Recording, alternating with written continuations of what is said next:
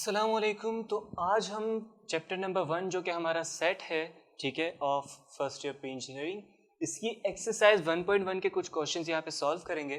ठीक है, तो क्वेश्चन नंबर 3 है हमारे पास यहाँ पे, write down all the subsets of X Y Z T and power set of S equals to 4 8 10 4 8 12। ठीक है, तो हमें इस क्वेश्चन को यहाँ पे सॉल्व करना है।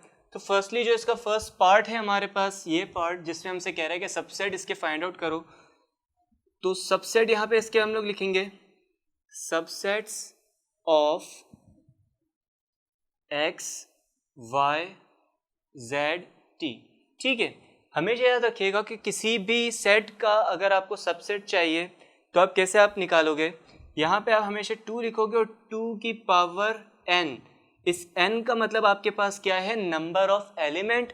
मतलब इस 2 के ऊपर आप पावर अब क्या लगा दोगे, इसके नंबर ऑफ एलिमेंट्स 1 2 3 4 एलिमेंट्स है, तो 2 की पावर आपके पास यहाँ पे क्या आ जाएगी, 4 आ जाएगी। विच मीन्स यहाँ पे 2 की पावर 4 का मतलब आपके पास 16 होता है। मतलब यहाँ आपके पास सबसेट कितने बनेंगे, 16 सबसेट्स बनेंगे। ठीक है, बना के देख लेते हैं इस सेट के सबसेट्स। तो पहला सेट इसका सबसेट क्या होगा, नल सेट होगा हमेशा। ठीक है, सेकंड इसका सबसेट हमारे पास x, थर्ड y हो जाएगा। इसी तरह जो हमारे पास फोर्थ है वो z t। ठीक है, फर्दर इसमें आगे बढ़ें तो इस x को बारी बारी इन तीनों के साथ हमें लिखना है, मतलब x y। सही है, तो ये आ गया हमारे पास इसका फिफ्थ 1 2 3 4 5 6, ये हमारा 6 सबसेट हो गया। ठीक है, फिर एक्स जेड आपने लिखना है यहाँ पे। इसी तरह एक्स टी आ जाएगा आपके पास। ठीक है, एक्स हमारे पास हो गया। अब हमें y को लिखना है, और याद रखिएगा y के साथ हम अब x को नहीं लिखेंगे। क्यों? क्योंकि हमने यहाँ पे x और y को एक बार हम मेंशन कर चुके हैं। ठीक है, तो मतलब y को अब हम इसके आगे, जो इसके आगे एलिमेंट्स है उनके साथ हमें जो है मर्ज करना है, पेयर बना के लिखना है। विच मीन्स वाई जेड आ जाएगा आपके पास। ठीक है, वाई जेड के बाद आपके पास आएगा वाई टी। इसी तरह अब अगर आगे बढ़ेंगे तो यहाँ पे आपके पास अब हैं जेड के। ठीक है, और जैसे हमने y में डिस्कस किया कि y के आगे के जो एलिमेंट्स है उसके साथ पेयरिंग होगी, इसी तरह z के जो आगे एलिमेंट है हम उसे उसके साथ पेयर करेंगे, ना कि हम y के साथ करेंगे। क्यों? क्योंकि y z हमारे पास मौजूद है। ठीक है, और अगर x का पेयरिंग करो तो x z भी हमारे पास यहाँ मौजूद है। तो सिंपली हमें यहाँ पे पेयर किसका बनाना है, x z और t का। ठीक है, तो मैंने यहाँ पे पेयर बना लिया z कॉमा t। अब यहाँ पे 2 के पेयर बन चुके हैं। अब आगे हम बढ़ते हैं 3 के पेयर्स बनाने की तरफ। विच मीन्स आपके फर्स्ट 3 पेयर आपके पास x y z का बनेगा, तो ये आ गया x y z। Second pair इसका जो होगा तो ये x y t हो जाएगा, x y t। फिर आपके पास क्या हो जाएगा, x z t। सही है, x z t। Similarly x हमारे पास हो चुका है। अब y पे आते हैं, तो y को मैं किसके साथ यहाँ पे मर्ज करूँगा, क्या मैं y x और z लिख सकता हूँ? क्या मेरे पास y x z लिखा हुआ है पहले से मेरे पास मौजूद है, तो मतलब y x z तो मैं नहीं लिख सकता ना। इसमें भी हम बैकवर्ड नहीं जा सकते, इसमें भी हमें क्या करना होगा, फॉरवर्ड जाना है। तो y z t आपके पास आ जाएगा। तो यहाँ पे मैं आगे लिख रहा हूँ y z t। ठीक हो गया, काउंट कर लेते हैं यहाँ पे हमारे पास कितने हो चुके हैं, 1 2 3 4 5 6 7 8 9 10 11 12 13 14 15। अब हमारा सिर्फ एक जो है वो सेट रिमेनिंग है, क्योंकि हमने ऊपर देख लिया था हमारे पास कितने 16 सबसेट्स बनेंगे, लेकिन हमारे यहाँ पे 15 हो चुके हैं। तो जो हमारा लास्ट सबसेट होता है वो सिमिलर बिल्कुल इसी के होता है, मतलब यही कंप्लीट आपके पास आ जाएगा इसमें। तो x y z और t ये आपके पास क्या बन चुके हैं, इसके सारे सबसेट्स बन चुके हैं। ठीक है, अब आगे बढ़ते हैं हम। यहाँ पे हमसे कह रहा है कि पावर सेट आपने बनाना है किसका, सेट S का, और सेट S के अंदर आपके पास क्या वैल्यूज हैं, 4 8 और 12। तो इसका भी बिल्कुल तरीका जो है वो हमारे पास सेम ही होगा। पावर सेट बनाने के लिए सबसे पहले तो हमें ये फाइंड आउट करना होगा कि इसके पावर सेट के अंदर सबसेट्स कितने मौजूद हैं। ठीक है, मतलब 2 की power n, which means n की जगह हम यहाँ पे क्या लिख लेंगे, हमारे पास कितने नंबर ऑफ एलिमेंट्स है, 3 हैं, तो यहाँ 2 की पावर जो है वो क्या आ जाएगी, 3 आ जाएगी। सही है, तो 2 की पावर 3 आपके पास, इसका मतलब क्या होगा, 8 होगा। मतलब इस सेट के हमारे पास सबसेट कितने बनेंगे, 8 सबसेट बनेंगे। और पावर सेट का मतलब क्या होता है, उन सारे सबसेट्स को एक कर्ली ब्रैकेट के अंदर क्या कर लेना, क्लोज कर लेना। सही, तो वो हमारे पास पावर सेट कहलाता है। तो अगर मुझे इसका पावर सेट बनाना है तो मैं यहाँ सबसे पहले कर्ली ब्रैकेट अपना स्टार्ट करूँगा। ठीक है, और इसका जो फर्स्ट सबसेट होता है हमारे पास वो क्या होगा, नल सेट होगा, एम्प्टी। ठीक है, एम्प्टी के बाद जो इसका सेकंड होगा हमारे पास 4 आएगा। 4 के बाद जो हमारे पास इसका सेकंड एलिमेंट है वो है 8। 8 के बाद आपके पास आ जाएगा यहाँ 12। ठीक हो गया, फर्दर हम आगे बढ़ते हैं। अब हम पेयर्स की तरफ आएंगे तो 4 और 8 का पेयर आपके पास यहाँ पे मौजूद है। 4 और 8 के पेयर के बाद 4 एंड 12 का पेयर आपके पास बन गया। ठीक है, ये 4 जो है इन दोनों के साथ पेयरिंग कर चुका। अब हम इस 8 की पेयरिंग करेंगे, तो मतलब 8 को हम पिछले एलिमेंट के साथ पेयर नहीं कर सकते। मतलब 4 8 आप नहीं कह सकते, क्यों, क्योंकि आप वो सबसेट पहले ही बना चुके हो। तो आपने क्या करना होगा, 8 को उसके आगे वाले एलिमेंट के साथ पेयर करना है। मतलब 8 एंड 12, तो यहाँ आपके पास आ गया 8, 12। ठीक है, फिर अगर हम 12 का पेयर बनाए तो 12 और 4 का भी पेयर हमारे पास मौजूद है, 12 और 8 का भी पेयर हमारे पास मौजूद है। ठीक है, मतलब हम 12 का पेयर तो नहीं बना सकते, अब हम सिंपली इन तीनों को ही पेयर बनाएंगे, विच मीन्स आपके पास क्या आ जाएगा, 4 8 12। जो हमारे पास सेट होता है वही सिमिलर आपके पास लास्ट में आ जाता है।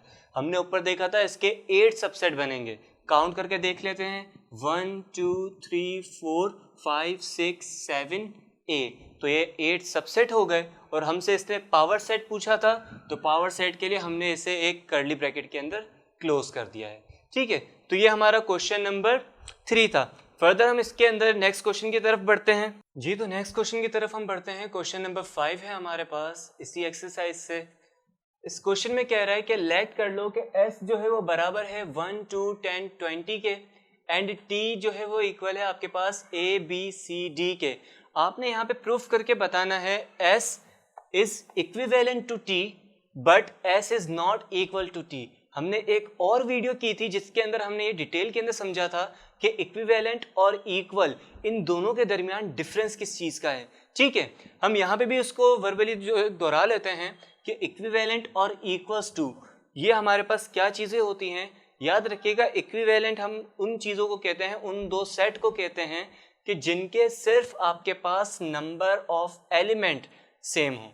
ठीक है, मतलब उनकी क्वांटिटी जो है वो सेम हो, लेकिन उसके अंदर जो एलिमेंट्स मौजूद हैं वो डिफरेंट हो। सही है, और s इक्वल्स टू अगर t की हम बात करेंगे तो उसमें क्या होगा कि जितने नंबर ऑफ एलिमेंट्स यानी कि quantity in first set will be equals to the quantity in second set, मतलब दोनों की क्वांटिटीज भी बराबर होनी चाहिए, और उन दोनों के अंदर जो जो एलिमेंट्स हैं वो भी आपके पास क्या होने चाहिए, इक्वल होने चाहिए, तब वो क्या होते हैं, इक्वल सेट कहलाते हैं।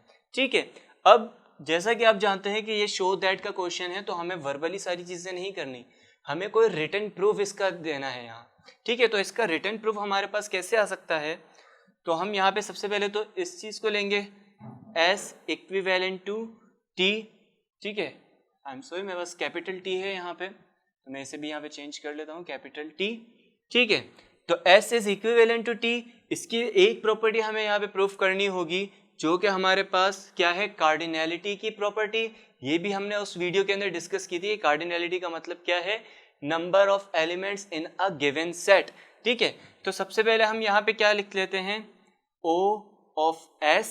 ठीक है, O ऑफ S का मतलब क्या है, cardinality of S। Cardinality of S हमारे पास यहाँ क्या आ जाएगी, S के नंबर ऑफ एलिमेंट्स कितने हैं, 1 2 3 4। ठीक है, इसके नंबर ऑफ एलिमेंट्स क्या आ रहे हैं, 4 आ रहे हैं।